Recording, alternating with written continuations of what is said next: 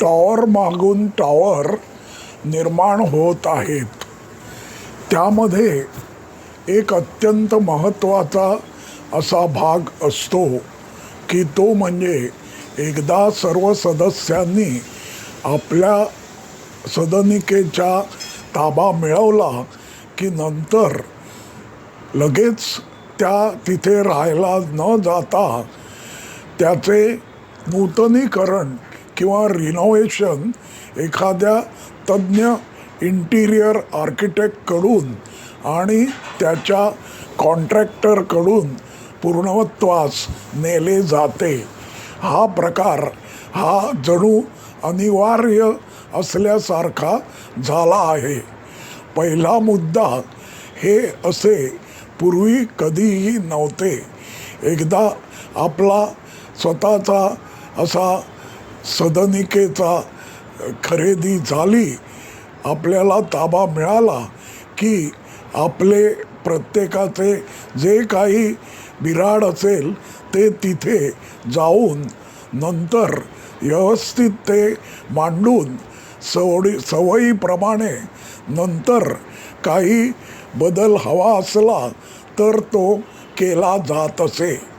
परंतु आता लोकांची आमदनी या IT बूमपासून प्रचंड वाढल्यामुळे प्रत्येकच जण रिनोव्हेशन झालंच पाहिजे अशा तऱ्हेचा बनला आहे. त्यामुळे एकेकाचे रिनोव्हेशन चालू झाले की नंतर जसजसे पूर्ण झाल्यावर मंडळी राहायला येतात तशी उरलेल्या विलंबाने रिनोव्हेशन होत असणाऱ्या लोकांचा व कामाचा इतरांना त्रास होतो. त्यासाठी खरं म्हणजे आपापल्या स्टॅट्युटरी ज्या काही बॉडीज आहेत त्यांचे विहित असे नियम आहेत, परंतु त्या नियमांचं पालन कोणीच कधीच करत नाही असं देखील कधी कधी दृष्टिक्षेपास येतं. अर्थात एकदा मंडळींनी पोझिशन घेतलं की ते राहायला नंतर किंवा मध्यंतरीच्या काळातच कोऑपरेटिव्ह सोसायटी स्थापन करणं गरजेचं असतं. अशी सोसायटी स्थापन झाली तरी देखील बऱ्याच लोकांचं सदस्यांच्या फ्लॅटचं रिनोव्हेशन बाकीच असतं. अशा वेळी सोसायटीची जी नियामक मंडळी आहेत त्यांनी योग्य त्या नियमांचे पालन करून प्रत्येक सदस्याकडून आपल्याला काय बदलायचं आहे त्याचे डिझाईन आणि केव्हा पूर्ण होणार याची सगळी माहिती देणं आणि त्याप्रमाणे नियामक मंडळाची मंजुरी मिळवणे गरजेचे असते. बऱ्याच वेळेला अशा तऱ्हेच्या नियमाचे पालन होत नाही आणि मग नंतर खूप समस्या निर्माण होतात. या ठिकाणी मला एका अशाच उंच टॉवरमधल्या एका वर्षाहून अधिक रेंगाळत चाललेल्या अशा फ्लॅटच्या रिनोव्हेशनबद्दल थोडीशी माहिती किंवा निरीक्षण द्यायचे आहे. सर्वसाधारणपणे जो बिल्डर असतो तो आपल्याला योग्य वाटेल त्या तऱ्हेच्या टाईल्स त्याने दिलेल्या असतात. अशा वेळेला काम तेव्हा चालू असतं तेव्हा अधूनमधून जाणं गरजेचं असतं प्रत्येक सदस्याच्या प्रतिनिधीने आणि आपल्याला मनाजोगतं असं होत आहे ना याची खबरदारी घ्यावी लागते.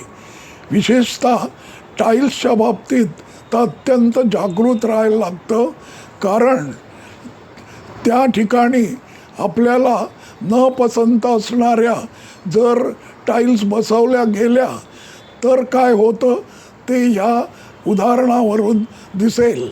कारण सगळं काही झालं, ब्लॉकमध्ये इंटिरियर सुरुवात करायला गेले आणि त्यांना त्यांचा जो काही निर्णय घेणारा व्यक्ती होती तिला ते पसंत पडलं नाही, म्हणून पूर्ण लाद्या बदलायची त्यांच्यावर वेळ आली आणि त्यामुळे काम अधिक पुढे रेंगाळत गेले. दुसरे असे की आपल्याला काय हवे आहे आणि त्याच्यासाठी इंटिरियरकडून संपूर्ण डिझाईन घेऊन आणि त्याप्रमाणे मान्यता देऊन अधूनमधून सुपरविजन करत जर काम केलं तर त्यांच्यावर अशी वेळ आली नसती. शक्यतोवर ते सगळे कॉन्ट्रॅक्टरवरच देत असावेत. त्याचप्रमाणे त्यांच्यामध्ये एकवाक्यता नव्हती.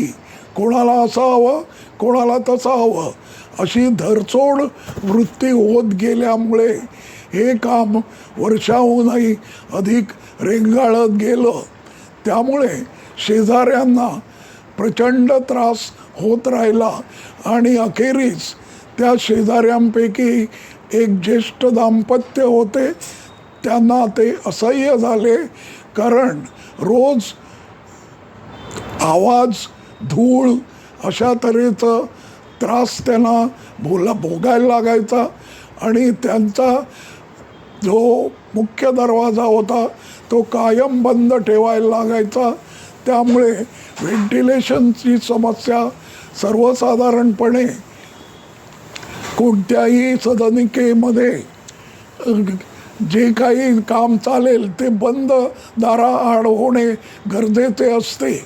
पण जे सदस्य मालक होते त्यांच्यापैकी सहसा कोणी कधी येतच नसे आणि आले की कदाचित काहीतरी बदल, असं नको तसं नको असं सांगून जात असावेत. त्यामुळे हे काम रेंगाळत राहिले. दुर्दैव असे की त्या सोसायटीच्या मॅनेजिंग कमिटीने या संबंधीचा कुठलाच नियम पाळला नाही. त्यामुळे कधी हे काम संपणार हे ना सोसायटीला माहिती, ना स्वतः त्या काम ज्यांचा मालक होता त्यांना माहिती. त्यामुळे हे काम असेच रेंगाळत राहिले. ज्या वेळेला अगदी असह्य झाले तेव्हा त्या समोरच्या शेजाऱ्याने ग्रुपवर खरमरीत अशी संदेश पाठवल्यानंतर यांना जाग आली आणि यांनी ग्रुपवर न पाठवता त्यांना सांगितले की 4 महिनेमध्ये काही पर्सनल कारणामुळे बंद होते, परंतु हे सर्वथैव योग्य असेलच असे नाही असे शेजाऱ्याला वाटले आणि साहजिकच 4 महिने जरी धरले तरी आता काम जवळजवळ 1 महिना, आपलं 1 वर्ष आणि 5-6 महिने पुढे गेले होते. म्हणजे वर्ष हे काम रेंगाळत चालले होते हे आपोआपच सिद्ध होत होते. आणि त्याकडे दुर्लक्ष करून ही मंडळी आपले काम कधी संपणार आहे ते कधीही सांगू शकत नव्हती.